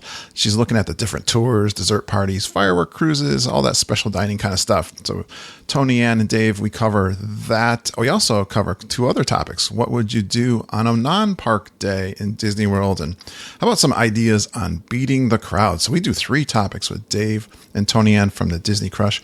Also got 2 trip reports coming up from Tanya McDarris and Amber Springer. So some new Super Geeks coming up to you in the next couple months. I also, while I'm away in Disney World, I've already got 2 of my live recordings from the September 2018 trip. And so you get some coffee walks, and first time down at Toy Story World. So Toy Story Land, Toy Story World, whatever. I think you'll enjoy that. Oh, I also recorded with Brenda Drinkwine Futrell. Hey, Brenda. Drinkwine is her real maiden name. So that was a lot of fun doing that one. And I won't be recording another one till I come back. Probably with Travis Dietrich, who just came back from his Christmas and New Year's trip. We had him on Facebook Live this past week. Excited right now for the Run Disney team that we are sponsoring. We've got a private Facebook group for that also. You don't have to be in Facebook to be a part of that. We do a Zoom meeting once a month. You can email me at kurt.stone@geekinonwdw.com. We are excited about people that are down there right now. This weekend, as I'm talking, congratulations to Lori Oliveri, Gretchen Crook, and Trina Williams. They are doing the marathon activities this weekend. Holly Burkcase is also down there early this morning. Saw her posting in our Facebook group, getting ready for them to finish, hopefully to meet up with them and post some pictures for us. She's going to be cheering them on. She's our team captain. Holly is for our Run Disney team. We are planning also for the April 2019 Star Wars race. We have many members going down to participate in that run. So the next Zoom meeting is going to be this January 14th, 8 p.m. It's a Monday before I take off for my trip, so I wanted to get that in. We are really wanting to pick our charity that we're going to support for that event. I'd really like to have that. If you have any ideas what kind of charity we could support for our Run Disney event in April, I would love to hear from you. You know, I'm very accessible. At least I'm trying to be. Maybe not for the next couple of weeks, but don't be surprised if I reach out to you to record a podcast, an intro, Facebook Live, or a quick online tip video for our website. I have the most fun when I'm directly chatting with you Disney geeks. If you'd like to chat with me about anything, email me at kurt.stone@geekinonwdw.com, or you can message me privately on Facebook, and let's talk. I love talking to you guys. Join us on our private Facebook group. Yes, search for it out there in Facebook. Look for the Geek and Family podcast. It's an amazing group of caring and knowledgeable Disney World enthusiastic people. They are just ready to answer your questions. You can contribute too while you're down there. We love seeing your pictures. It's so much fun. I'll be doing a lot of that in the private Facebook group in the next coming weeks. You're definitely going to get lots of new tips to enhance your next vacation. We hear that all the time. Speaking of my January trip, just to let you know about the official meetups that we're going to have. Sunday, January 20th, 3 p.m. at Jock Lindsay's down in Disney Springs. Sunday, January 27th, 10:30 a.m. La Cantina de San Angel for some nachos and margaritas. Can't wait to see you guys. I got a list of the geeks I hope to meet during this trip, including, now this is a list that Auntie Judy's been keeping up and I've been trying to message her back and forth. If your name's not here, let me know if you're going to be down there in January so we can meet up. Wendy Fox, Susan Cox, Lori Oliveri, Autumn Presswood, Heather Shue, Janet Lynn, Heather Brainerd, Angela Noyes, Deirdre Watts, Christopher Malm, Lisa Green, Brandy Walsh, Mallory and Brandy, Holly Austin, Jessica Merrick, Rachel Wright. Oh, I'm so excited reading these names. I hope to see Holly and Peter Berta down there. Jeff Opolka, Dave Youngward, Nancy Matthew, and Jocelyn Pasty. I am so excited. Oh, I also learned on Facebook last night that Chad Pennycuff is going to be there from the My Disney Points podcast. He's going to be there the last few days that I'm there in February 2nd, 3rd, like that. I feel like 3 or 4 people that are going to be there the last weekend that we are there. We're leaving late on Sunday night, so that should hopefully give you guys a chance to find us. And I'm going to have a private messenger group on Facebook. I'm going to put all these names in there. I'm going to use it to chat and let people know where I am all the time in case you want to meet. That worked out really well in our September trip, so I hope that to be a great communication channel for us all to use if you want to see each other. And I am looking forward to hugs and pictures down in Disney World. It's going to be absolutely fantastic, I am sure. You know, each week we share awesome tips for your Disney trip planning, but you can instantly gain that advantage by booking with Mama, Auntie Judy, EJ Cruz, and Jennifer Galambos. You can email Judy and Mama at travelingtiaras@gmail.com. Traveling without the G. Travelingtiaras@gmail.com, and find EJ and Jennifer on their Little Dole Whips Facebook page. You can message us on Facebook. We're authorized Disney planning agency through Fairy Tale Concierge. Our mamas, they have been busy. These travel agents, because of this promotion of free dining for July and September. That's kind of different than we've seen in previous years. So if you're looking to go this summer through September, that is a great deal. There's also some other discounts. You can get 20, 25, 30% discount packages, I believe, are also available. That's off of your room. So check us out. if you are looking to go, before that Star Wars land opens up for sure. Sign up for our email newsletter, Geek and Gazette. Stay up to date on all of these things with Disney World and our Geekin' family. Go to geekinonwdw.com and look for the Geek and Gazette. You'll receive a free packing checklist and a spreadsheet to help plan your trip. We like to use that ourselves. I'm going to be printing that out and using it myself to make sure I don't forget anything. You don't want to forget anything when you're going down to Disney World. I see Mom's already packing. She told me, get your 10 t-shirts ready. We're actually going to have some laundry facilities when we're down at the Polynesian, so she's going to do some laundry. Bring your 10 t-shirts, get them ready to go. I got so many things I like to pack my bag, especially for the podcast. I got my recorder ready. I got all, the battery's got to be charged. All these things are on that packing checklist, so you don't forget. We share that with our travel clients, but you can get that free. Signing up for the Geek and Gazette. Also, you're going to, every week, I'm going to miss a few weeks, to be honest with you, but you're going to get Disney news items from us, information on Disney promotional packages and discounts, and just news from our Geek and family we see interesting going on that we're talking about. So sign up for the Geek and Gazette newsletter. Next couple of weeks, look for me on Facebook Live. I like to do Thursday nights. I did it this past week, but it could be anytime. I'm going to be, as long as that Wi-Fi is good, look for me down in the parks. It's going to be cool. I could pop up at any time. Next Thursday, I'm going to be in the airport. That might be fun if I could do it in the airport. I'm going to be bored. Mom likes to get there really early. So come join me on Facebook Live and see me on property with the Geek and family. See where we're staying. We're going to be staying at the French Quarter. We're going to do a few nights at the Beach Club DVC and also the Polynesian DVC. So that should be a lot of fun. I'm looking forward to it. Always having fun chatting with you guys. Thanks for going geeking on Walt Disney World with us. We really appreciate you listening and geeking with us every single day. We love you, geeks. Have a magical day, and I hope all your dreams come true.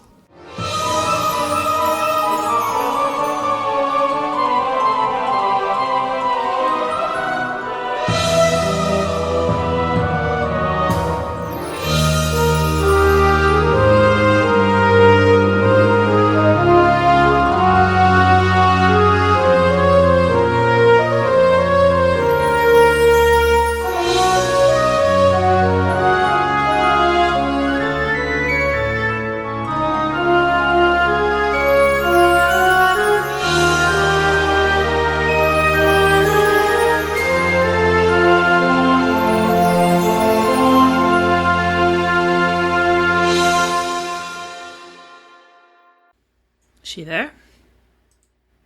Oh, I'm calling. Is that loud? I can hear it. It's loud for me. I'll turn that down. Am I here? Yes. Hello. There she is. Sorry, I'm eating Chex Mix. Eating what? Chex Mix. Chex Mix. I literally just put a handful in my mouth and I was like, I'm gonna start calling. Yeah, that's the way it always is. I understand. I've got all my. I got snacks cheese, too. Crackers, beer. I got charcuterie board.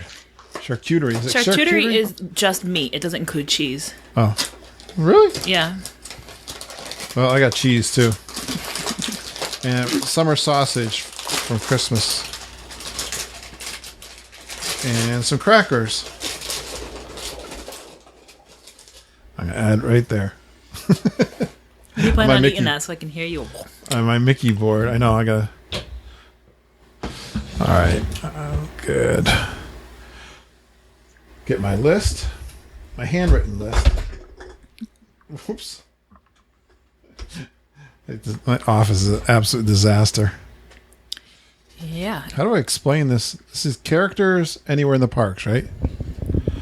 Is that where we were? Character instances. Character instances? Is that right, Holly? Yeah. Character instances. Instances. Haven't you heard of an instance? An instance of a character. All It's right. in programming, Dad. It's an instance of an object. It's that one thing. Which one do we want to do first? Which one's going to take longer? The characters have more. I think the I figure, why don't we do the advice first and All then right. the characters second? All right. Sounds good, Holly. I'm with you there. Oh, you know what I don't have ready is your intros. I need a new one anyways. I'm going to need more wine. Should just be in the box. Has our last episode gone out yet, even? Yeah. Actually, 263. It's not that long ago. All things considered. Well, it didn't go out till weeks after we recorded it. I know. I'm releasing ones that we recorded during Thanksgiving. It sounds funny. We're all talking about Thanksgiving at Christmas time. Did you, Holly, did you go... You've been since we last recorded, right? Your mom, was it?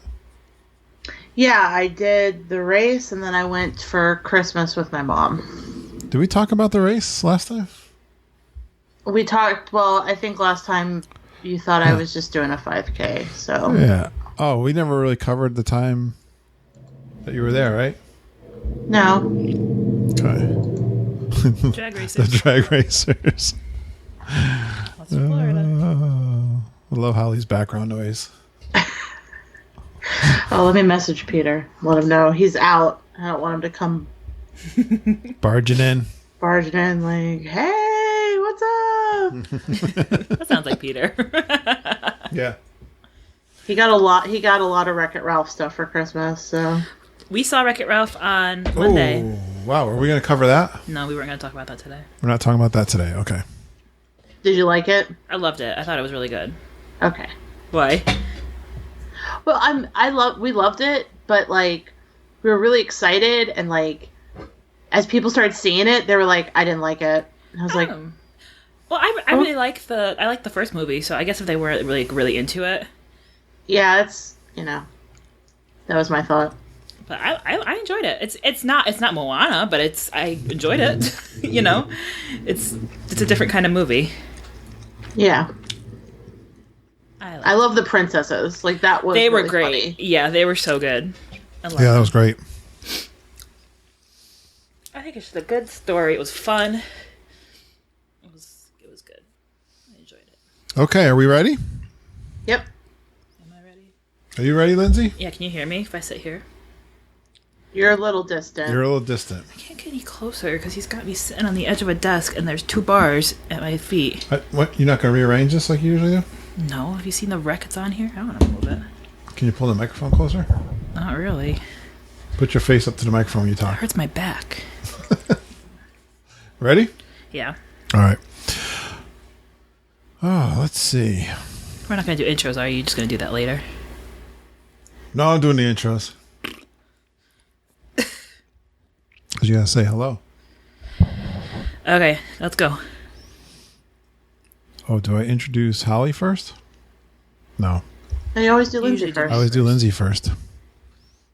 That's what it says right here. All right, so let's get this, and I am ready to go.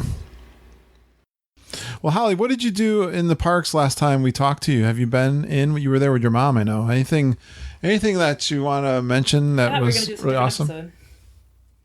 Just a quick? We got to do an episode for that. Oh, are we? Okay. Well, then we're going to finish then. I'll cut that part out.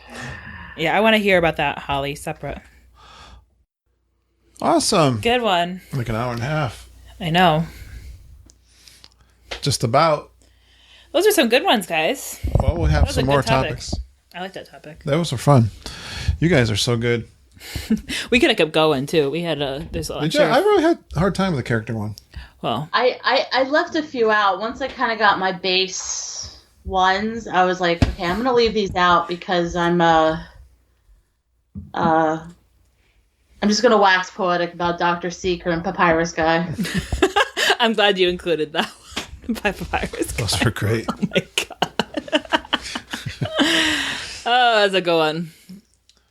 Okay. All right, guys.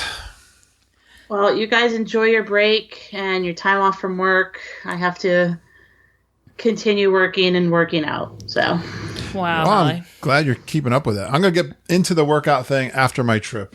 I'm not going to kid myself. I know. yeah, it's really hard to like when you, no, I completely understand. You got to wait until have a stretch of normality to really try and. I want to get my habits. Habit. Yeah, exactly. I want to get my habits. Once Thanksgiving happened, I was like, it's all downhill from here. I got to wait till after the New Year. I'm going to get back into it.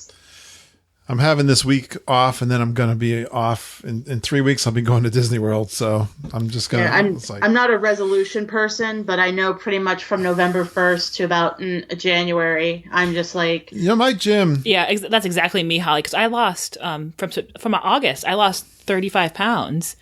That's incredible. Yeah, I gained probably 15 of it back over this holiday, but it's. My body is hurting me right now. Like it's crying, saying, "Please eat something normal." Yeah, that's the thing. The thing that you don't then realize is, like, pretty much, I was, eating pretty well, pretty scheduled, working out, all that, and it's like now, if I eat stuff that is, I feel like garbage. Exactly. Yeah, true. So I'm ready to get back to normal. "Quote unquote" normal for us. I need the routine. But I got a roll of goat cheese in the fridge still, so and I got a box of wine in my room, so I'm gonna finish that, and then we're gonna get back on the program. Yeah, we got to clean our fridge out of leftovers and cheese balls and Cheez-Its and exactly. We got a baked brie calling my name. I know it's like 2 pounds of baked brie too. It's not even like a little bit. Oh. It's okay. I got to the. I'm going to Auntie Judy's tomorrow at noontime. We're gonna eat, and then we're gonna. Are you going with us? Probably not. Oh, okay.